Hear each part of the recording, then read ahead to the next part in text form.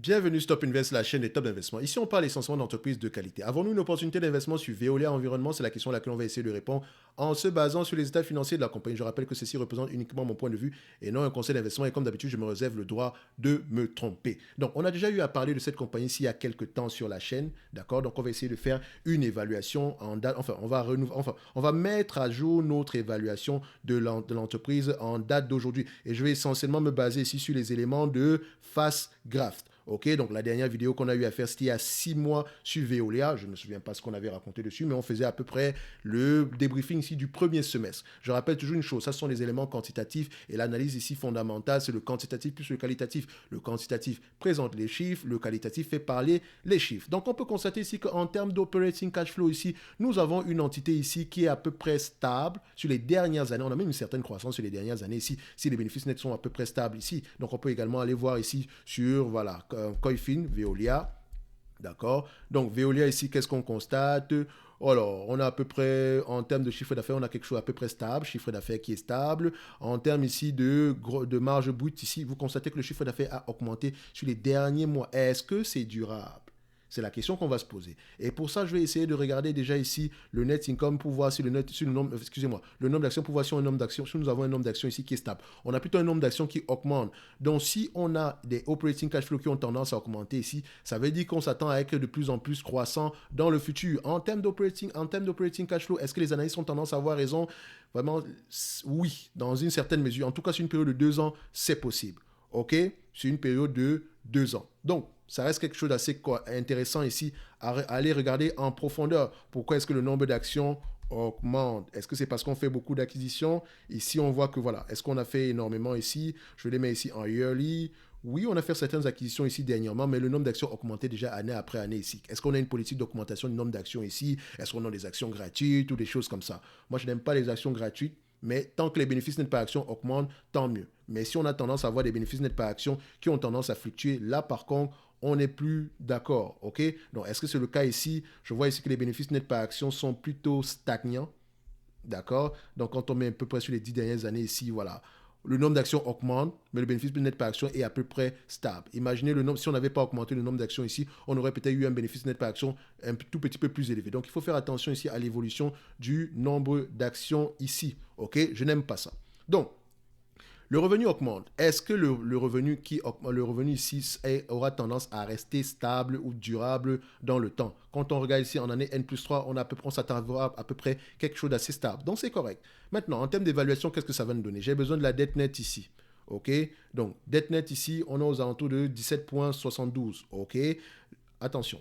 Vu que c'est une compagnie européenne, je préfère aller regarder ici Veolia au niveau de Yahoo Finance pour aller vérifier le niveau de dette nette. Donc, on va sur Yahoo Finance. On met Financial, d'accord. Toujours aller vérifier la périodicité ici, donc pour voir à peu près. Donc, ça s'arrête ici au mois de décembre 2021. Donc, on est déjà au mois de. Nous sommes déjà à l'année fiscale ici de. L'année fiscale 2022 ici, je pense qu'elle est déjà terminée. Est-ce qu'elle a déjà publié ses résultats financiers ici d'ailleurs? Au niveau de Coifin, je pense, oui, au niveau de Coifin, on a déjà ces résultats-là, mais au niveau de Yahoo Finance, semblerait-il qu'il y ait encore tout petit peu de retard. Donc, au moins la dette nette ici, quand on regarde un tout petit peu ici, on avait à peu près combien aux alentours du mois de juin 2022. Dette nette, on avait une douzaine de milliards. OK? Donc ici, en termes de dette nette, on a combien? 17 milliards 720 millions. Donc, allez vérifier le niveau de dette nette ici pour voir à peu près si on a quelque chose qui à peu près dans le même sens. OK? Donc, je vois ici qu'elle a plutôt eu tendance à diminuer. Donc, il me semble, au mois de juin ici, donc il me semble que la dette nette ici est peut-être impactée par des loyers ou des choses comme ça. Donc, il faut faire très attention. D'accord? Je peux aller également vérifier dans les rapports financiers ici. Bon, et puis d'ailleurs, c'est ce que je vais faire parce que les compagnies européennes, ça me fait souvent, voilà, ça me donne mal à la tête par rapport quand j'utilise ici des agrégateurs comme Coifin, etc. Donc, Investor, ok, donc ça vous permet également de voir à peu près qu'est-ce qu'on tape pour aller sur la page ici liée pour la page ici destinée aux investisseurs de cette compagnie. Donc, je cherche quoi? Donc, je mets Allo All ici, ça ne me dérange pas. Le résultat, présentation, CP, présentation annuelle ici, résultat annuel, donc je vais prendre ça. Ok. Alors, qu'est-ce que ça me donne? Ici, je cherche la dette, donc CTRL F, je cherche dette, ok. Endettement financier net, 18 milliards 138 millions. Ok, donc on a à peu près quelque chose dans le même sens. Donc Coifin à peu près donne la véritable information. Donc en termes de nombre d'actions ici, nombre d'actions en date d'aujourd'hui, on a à peu près combien? On va vérifier au niveau de Yahoo Finance. Nous avons combien sur Yahoo Finance? On a à peu près statistiques. Ça donne quoi? Statistiques aussi, on a à peu près combien? 702 millions. Yahoo Finance ici nous donne combien? Enfin, Coifin nous donne 717 millions ici. Et les rapports financiers nous donnent combien? Le nombre d'actions, est-ce qu'on l'a? Est-ce qu'on l'a? On baisse, on baisse, on baisse. On descend, on descend, on descend. Alors, j'ai pas de tableau ici, mais si j'avais un tableau, on aurait pu le trouver ici. Mais bref, ce n'est pas grave. OK? Donc, on va prendre 717. Donc, dette nette, qui est la dette nette qui est affichée ici, on est à peu près à combien? 18 milliards 138 millions. 18 138 divisé à peu près par 717 millions d'actions, ce qu'on a ici sur Coifin, d'accord? Ça nous donne à peu près 25,3. D'accord, on va le mettre 25,3. D'accord, vu qu'on n'a pas un chiffre, on n'a pas un chiffre pair à l'arrière, donc 25,3. OK? So, quand je dis voilà, un multiple ici de 5, un chiffre supérieur à 5. Bref, c'est 25,3. On va le mettre ici comme ça. Maintenant, en termes de PER, qu'est-ce que le marché paye généralement ici? Voilà, combien de fois les bénéfices le marché paye pour cette compagnie-ci? Je rappelle que le PER reste un rendement. D'accord? Donc, on prend à peu près ça ici. En médiane, vous voyez que le marché... Oh, 35 fois. Attendez, il faut que j'ajuste un tout petit peu ça ici. Voilà. Donc, le marché paye 18 fois les bénéfices.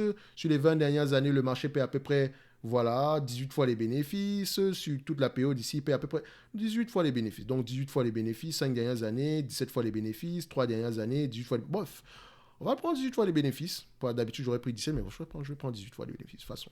Donc, on prendra 18 fois les bénéfices. On a le PER, on a le niveau de dette nette ici. Donc, 18 fois les bénéfices, ça revient à combien? Un rendement de combien? 100 divisé par 18, ça donne combien? Ça donne à peu près 5,55%. C'est assez raisonnable. OK? Maintenant, en termes d'évaluation, qu'est-ce que ça va nous donner? Vu que j'ai besoin de prendre ici le bénéfice net par action, d'accord? Sachant que je ne fais pas confiance au free cash flow d'une compagnie européenne, on s'attend à avoir ici des bénéfices net par action de l'ordre de 1,83$ d'ici 2023. D'accord? Et d'ici 2025, 2,49$, enfin 2,49€. En termes ici, est-ce que les analystes ont tendance à avoir raison ici au niveau des prévisions? À prendre avec des pincettes. Vous remarquez ici qu'il y a plus de rouge que de jaune. Donc faites très très attention. OK? À prendre avec des pincettes. De toutes les façons, nous on prend en considération la dette, donc on sera déjà assez pessimiste ici. Donc il faut faire attention ici. Vous remarquez ici qu'elle n'a pas un historique de bénéfices nets assez stable dans le temps. Faites très très attention à ça. Donc ça veut dire ici que ce n'est pas un business assez prévisible. OK? Et on n'aime pas les business qui ne sont pas assez prévisibles. Quand on regarde ici les net income, on a beaucoup de zigzags. OK? Donc oui, on a une certaine stabilité, mais voilà, c'est pas beau à voir non plus. OK? Bon, peut-être que sur les 10 dernières années, ça va. On a une certaine stabilité ici, mais le revenu... Donc c'est, voilà, ça reste aux alentours de 400 millions par là. Maintenant, en termes d'évaluation, qu'est-ce que ça va nous donner? OK? Alors, je viens ici. Je prends à peu près les 1,83€ attendus en 2023, 18 fois les bénéfices, moins la dette nette qui est de combien? 25,3, valorisation 7,69€. 7,64€. OK? Si je le prends ici en prenant en considération ce qui est attendu en 2025, fois 18 fois les bénéfices, moins la dette nette qui est aux alentours de combien? 20, on a combien la dette nette ici encore? 25,3, 25,3. On arrive à combien? 19,52€. D'accord? Donc, on a encore quelque chose ici qui est surévalué. Si je ne prends pas en considération la dette nette et que je l'évalue ici à 10 fois les bénéfices, vous savez que quand je ne prends pas en considération la dette, excusez-moi, je ne paye pas plus de 10 fois les bénéfices, on aura à peu près 18,30€ par action pour 2023 et 24,90€ par action pour 2025. Sachant également que ce n'est pas un business qui est prévisible, donc il faut faire attention. Est-ce que le prix actuel est intéressant? Je vous dirais, bof, d'accord? On peut trouver mieux que ça dans un business plus stable que ça. OK? Donc, on peut trouver on peut trouver mieux que ça dans un business plus stable. OK? En termes de rendement dividende ici, le dividende ici, voilà, par rapport au rendement actuel ici, il est assez safe. Mais ce qui m'inquiète ici, plutôt, c'est la dette. D'accord? La dette ici, est-ce que l'entreprise aura tendance à... Est-ce que la dette nette sur EBITDA ici, parce que je sais également qu'il y a de gros investissements sur cette compagnie ici, la dette nette sur EBITDA est assez gérable. OK? Est-ce qu'elle est en période d'investissement, etc. Mais je préfère rester prudent sur Veolia. Est-ce qu'au prix actuel, je surpaye? Je vous dirais que au prix actuel, il ne me reste pas grand-chose pour essayer d'aller pour rembourser ma dette. D'accord? Il ne me reste pas grand-chose. Donc, j'espère que les taux d'intérêt, la dette ici a une échéance assez élevée et que les taux d'intérêt sont assez bas. D'accord? Donc, au prix actuel, Veolia ne m'intéresse pas du tout. Et idéalement, c'est une entreprise qu'on aimerait acheter aux alentours ici des 20 euros l'action. D'accord? Je pense qu'à la dernière vidéo, est-ce qu'on était à 20 euros? Oui, à 20 euros l'action, idéalement, pour se protéger à peu près d'une éventuelle ici variation ici des bénéfices nets par action dans le futur. OK? Donc, tous, en termes de croissance, semblerait-il qu'on s'attend à peu près à une croissance de plus en plus élevée dans le futur. Tant mieux, mais il faut également que ça se répercute au niveau des bénéfices nets. Il ne suffit juste pas de dire ici que Veolia, c'est Veolia Environnement, donc on aura la croissance ici, vu qu'on est situé ici sur un big trend. Non, non, non. Soyez prudents, ok? Soyez prudents, d'accord? So, je préfère rester sur les lignes de côté par rapport à Veolia ici, ok? Donc, maintenant, à vous de voir si elle vous intéresse. Allez-y creuser en supplément, ok? Donc, c'est juste pour vous dire une chose, hein, c'est quand on prend en considération les éléments quantitatifs, il faut connaître également leurs limites, ok? Donc, ici, il faut connaître qu'est-ce que l'entreprise fait. Quelle est la stratégie du management? Par rapport aux marges en termes de pourcentage, on s'attend à combien? Parce qu'ici, on est passé par les bénéfices nets directement. OK? Donc ici, quand on prend à peu près disons 1,83 €, 1,83 € ici, par rapport aux bénéfices nets ici, au nombre d'actions, on a à peu près combien ici en termes de nombre d'actions? Ici, on a à peu près 717 millions d'actions. Ça nous donne quand même 1,312 milliard. Hein? 1,312 milliard. Et quand on regarde ici les net income attendus, voilà, normalisés ici, disons en année N plus 3, on s'attend quand même à quelque chose aux alentours de 1,770 milliard. On n'est pas loin à peu près ici de 1,3 milliard ici. Et encore, ça reste des estimations par rapport à l'année prochaine. D'accord? Enfin, par rapport à ce qu'on va attendre en 2023. Si on prend ici 1,177 ici, divisé par le nombre d'actions actuelles, dont 717, on a à peu près combien par action? 2,46 €. OK? 2,46 €. Elle peut repayer la dette, certainement ici, en moins de 10 ans, par rapport à la dette nette actuelle ici, par rapport à ce qui est attendu en 2023 ici, en 1 plus 3 en 2026. OK? Donc ici, 2,46 €. Voilà, c'est pas si loin que le 2,49 €, le 2,49 € qu'on a présentement ici. En tout cas, pour le moment, je préfère rester sur les lignes de côté si Veolia. Donc, essayez de regarder si on n'a pas de meilleures opportunités ailleurs.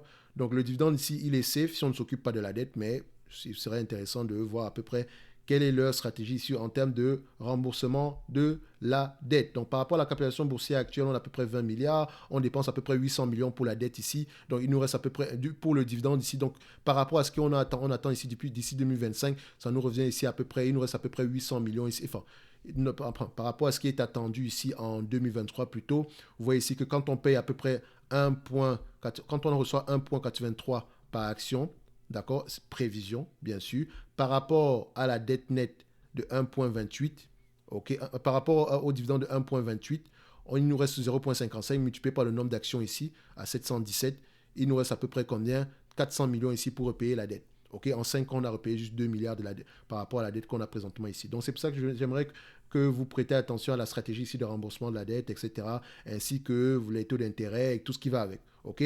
Donc, je dirais que si on ne prend pas en considération la dette ici, l'entreprise est correctement évaluée, mais en prenant en considération la dette ici, il serait intéressant d'avoir à peu près quelque chose alentour des 20 € l'action. OK, aux alentours des 20 € l'action, en tout cas par rapport à ce qui est attendu d'ici 2023. OK, parce que si ce qui est attendu en 2025 se réalise, donc à peu près 2,49 € ici, donc le prix actuel également est correct et ne prend pas en considération une éventuelle croissance et représente ici à peu près aux alentours de 2 €. Quand on prend 2,49 € par rapport au prix actuel, donc 28 ici, ça représente quand même un rendement de 8,89%. Ce qui ramène quelque chose ici d'assez intéressant par rapport à ce qui est attendu ici en 2023, donc 1,83 € divisé par 28 ici, ça représente quand même un rendement de 6,53%. Donc tout va dépendre ici de la stratégie ici de remboursement de la dette. OK? Tout va dépendre de cette stratégie-là. Parce que je ne peux pas dire ici que le prix est tellement mauvais. Non, pas du tout. Qu'est-ce que l'entreprise compte faire par rapport à cette dette-là? C'est ce qui m'intéresse ici. C'est ce qui pourrait peut-être m'encourager à changer d'avis sur cette compagnie-ci. Est-ce que je pourrais dire judicieusement ici que vous êtes en train de surpayer pour cette compagnie-ci? Non. D'accord? Donc faites attention. OK? Idéalement ici, voilà, vu le niveau d'endettement ici, j'aimerais plutôt payer 20 €.